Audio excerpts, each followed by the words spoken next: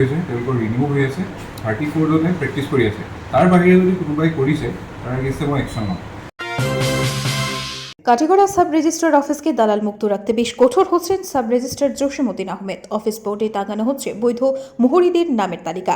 দলিল লেখকের নাম করে অফিস ক্যাম্পাসের তৃতীয় কোনো ব্যক্তি সাধারণ মানুষকে বিভ্রান্ত করতে পাওয়া গেলে সঙ্গে সঙ্গে তাকে পুলিশের তুলে দেওয়া হবে বলে জানিয়েছেন সাব রেজিস্ট্রার জসিমউদ্দিন আহমেদ। তিনি আরও বলেন, জমি ক্রয় বিক্রয় এবং বিবাহ রেজিস্ট্রেশনের প্রক্রিয়াকে ব্যাপক গণমুখী করতে নেওয়া হবে জনসচেতনতামূলক বিভিন্ন পদক্ষেপ।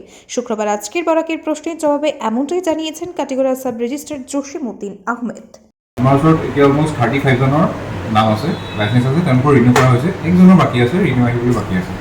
টোটেল মোৰ হাতত 34 জন ডিৰেক্টৰৰ লিষ্ট আছে, তেওঁলোকক এপ্ৰুভ কৰি থৈছে, তেওঁলোকৰ ৰিনিউ হৈ আছে 34 জনে প্ৰেক্টিছ কৰি আছে তাৰ বাহিৰে যদি কোনোবাই কৰিছে তাৰ এগেইনষ্টে মই একশ্যন ল'ম।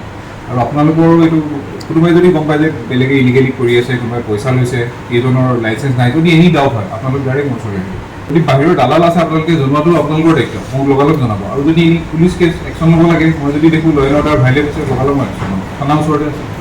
ৰেজিষ্ট্ৰেশ্যনৰ আপোনাৰ ই ষ্টাম্প আহিছে, ই ষ্টাম্পৰ নতুন প্ৰচিডিউৰটো চেঞ্জ হৈছে। আগতে আপোনালোকৰ ধৰক নন জুডিচিয়েল যিটো কোৰ্ট ষ্টাম্প আছিলে সেইটোতো ৰিপ্লেচ হৈ ই ষ্টাম্প আহিছে, ই ষ্টাম্প মেণ্ডেটৰী হয়। আৰু আপোনালোকৰ লগতে লিজৰ এখন নতুন আইন আহিছে, লিজটো কেনেকৈ কৰিব লাগে, এনুৱেল ইনক্ৰিমেণ্টৰ লগত এইবিলাক বস্তু আহিছে।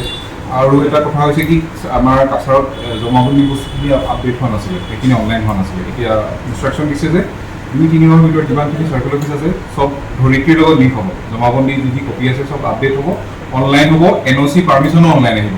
আৰু পাৰ্মিশ্যন যদি অনলাইন আহে, মই ধৰি লৈছোঁ মিডিল মেনৰ তাত মানুহ নাইকিয়া হ'ব, পাব্লিকে বহুত সকাহ পাব, মানে আৰাম পাব। মানে ৰেজিষ্ট্ৰেশ্যন ফি আপোনাৰ হৈছে যদি চেল কৰে আপোনাৰ 3% হৈছে আপোনাৰ ৰেজিষ্ট্ৰেশ্যন ফি এজন মেইন হ'লে, আৰু ষ্টাম্প ফি 3%।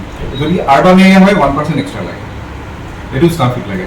বাকী নৰ্মেল আৰ্টিকেল পাৰ্টিশ্যনৰ কাৰণে বেলেগ, পাৰ্টনাৰশ্বিপৰ কাৰণে বেলেগ, এগ্ৰিমেণ্টৰ কাৰণে বেলেগ, কিন্তু যিটো ষ্টাম্প ফি আৰু ৰেজিষ্ট্ৰেশ্যন ফি যিটো মেনুৱেল আছে আপোনালোকে চাব